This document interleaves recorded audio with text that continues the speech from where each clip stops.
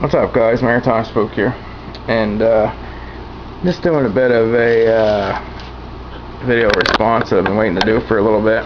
Been a wild couple days at work here, guys, and yeah, crazy. If you follow my channel at all, you'll see that not too long ago I kind of destroyed my palm quarter, accidentally, stupidly accidentally, I guess.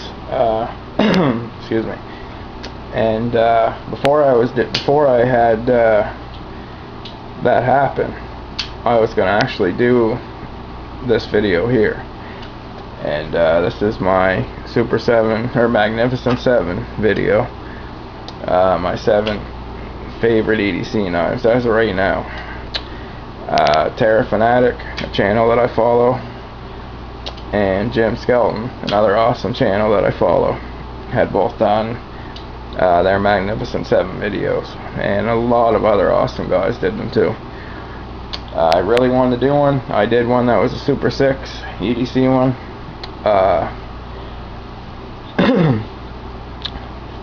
I knew I had another knife coming, and so I knew there would be 7 within a few days after I did the number 6 video. But you know, it was a cool idea, so I said, well, I can do a 6 and a 7. So basically, here it is, guys. The knife that was added is the Icoma Sampa, which is an awesome little EDC blade, guys. So I'm going to talk a little bit about each one, and you know, blade steels and a couple things like that. You know, thoughts on each one a little bit. So not going to be a very short video, but you know, I'm not going to sit and talk for 15 minutes about each knife, that's for sure. But the first one here is Benchmade 746 Mini Onslaught, and it is a Bob Lund design.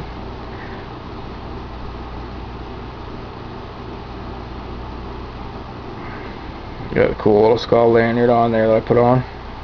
Get that to focus in.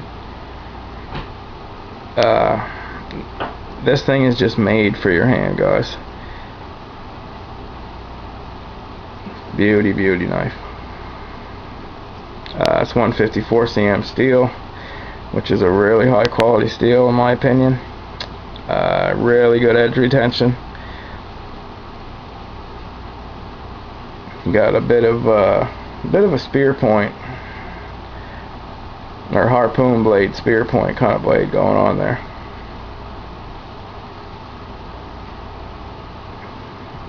As I said about being a Bob Lund design, he passed away in 2007. So his designs, you know, were kind of sought after in my opinion for that, not just that reason. But I mean, he did some awesome knives. One knife I really loved, I'd love to get my hands on, is Spyderco Chinese, and that was one of his knives that he designed. Awesome Spyderco knife. Really aggressive kind of pocket clip there. As I said before, it reminds me of a whammy bar on a guitar or something. But access lock. Kind of hard looking through this camera, guys, trying to flip this, but it flips beautiful. Spidey flicker pretty good.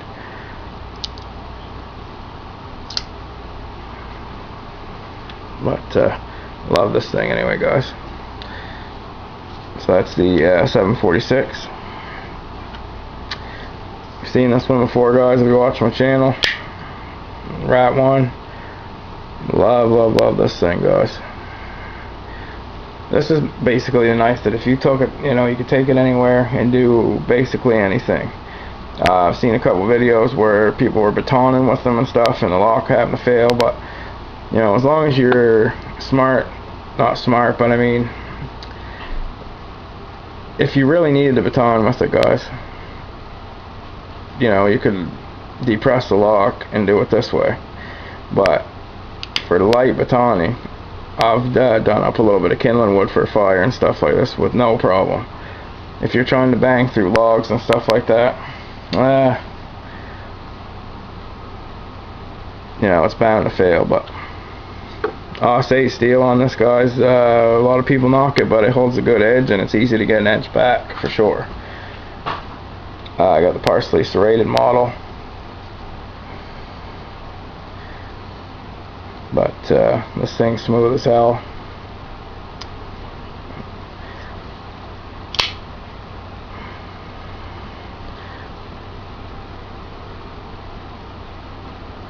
Got a DNA lanyard on it, which also I said before, use this as a weapon. Holding this and using this, swinging this where it's a heavier knife.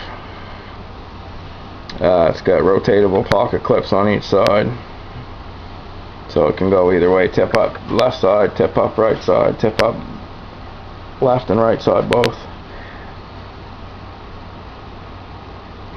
Dual thumb studs.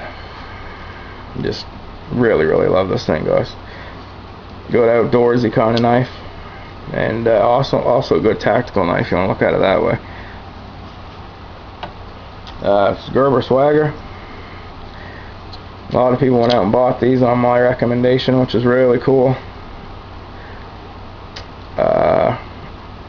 Frame lock design. It's got a really nice G10. I love the G10 on this.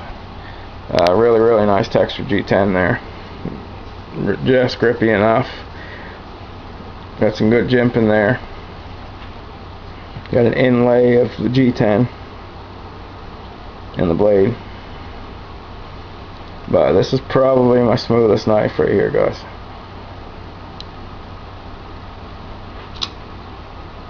But love this thing.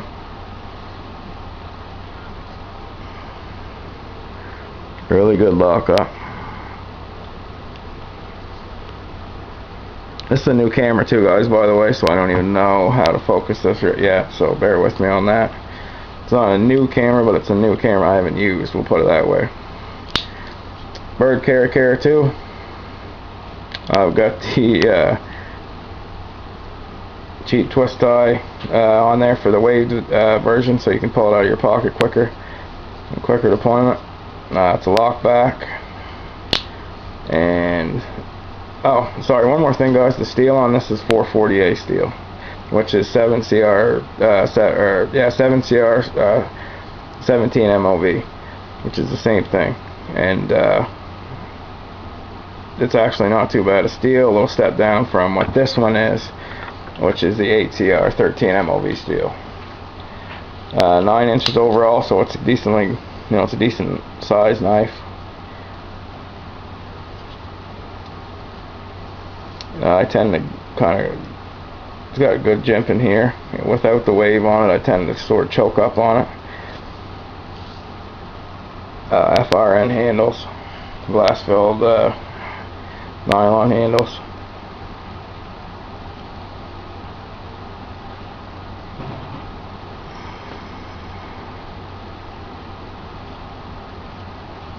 We got the King Cobra weave on this one.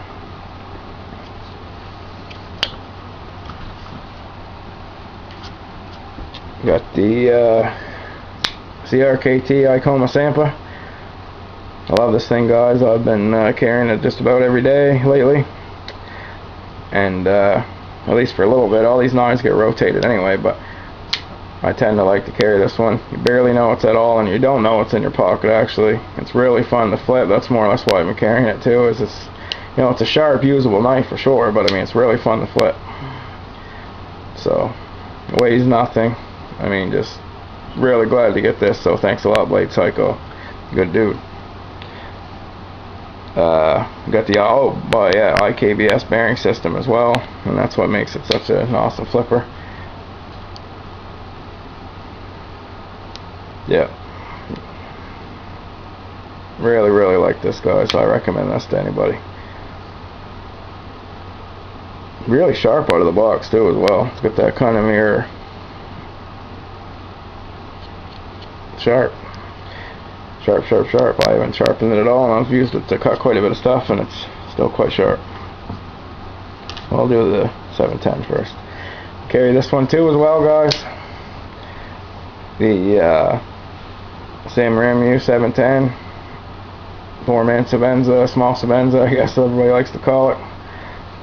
Just the blade shape and the size of this and everything, guys, it just comes in handy. There's a particular thing at work that I use it for, and I've had a lot of trouble finding the right thing to use, and this works perfect for it. I'm not going to draw out detail about what it is, but you know, this has been perfect for work. So I've actually been carrying this to work, and kind of cheaper Smith & Wesson knife that I've got there. Now my boy Mad Mark, one of his shittiest knives, he said, basically, and but I carry it to work, and it, you know, serves me okay, but it's not an awesome tough knife or anything. This one, however, is. I'll flip this open a million times probably at work and just messing around, and the lockup's exactly the same as the day that I opened the package. And that's the same pretty much on all the knives. The Rat 1, actually, guys, I'm kind of a bit disappointed in that one at first, because the Rat 1 seems to be a really you know, late lockup, but that's okay. It's more to use, and the Rat 1s are easy enough to get anyway. So, but this one, lockup perfect on it. This has the HCR 13 MOV steel as well. Dual thumb studs, frame lock design. Another one I'd recommend to anybody. You know, if you want just a little knife that you don't need to broadcast if you take it out, you know, this fits in anybody's hand perfectly. It's just got that kind of design. Say what you will about it being a knockoff knife, it's still really cool and affordable for people to get. They can't spend $400 on, you know, every knife they get. So, awesome knife. And last but not least, guys, I got this for my sister. So it's, you know, I don't get to see my sister a lot, so it's really cool that I got this one. The Kershaw Cryo. Rectangular design. So it's, you know, got the basic design as a zero tolerance knives and hinder knives. Lock bar over travel right there, so you can't extend the lock bar over the whole way. Frame lock. Assisted flipper. Reversible pocket clip. It's got dual thumb studs too, but it's more fun to use it as a flipper, but you can flip it with the thumb studs too. So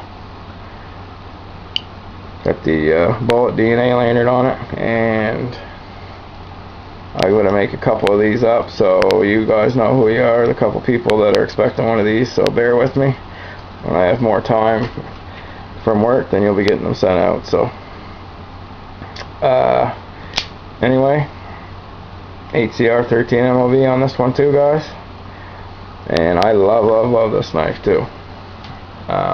Can't say anything really bad about it. Just very cool.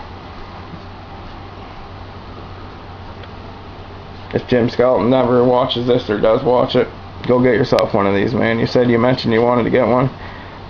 If you don't know who Jim is, he's an awesome dude, as I said at the beginning, and he usually carries some pretty high-end nice knives, but he had also said about wanting to get one of these, and this is a $40 knife. So a guy that carries, you know, $8, $9, you know, $1,000 knives, to say that he'd like to get a $40 knife, you know, that just tells you right there the reputation of this thing, guys.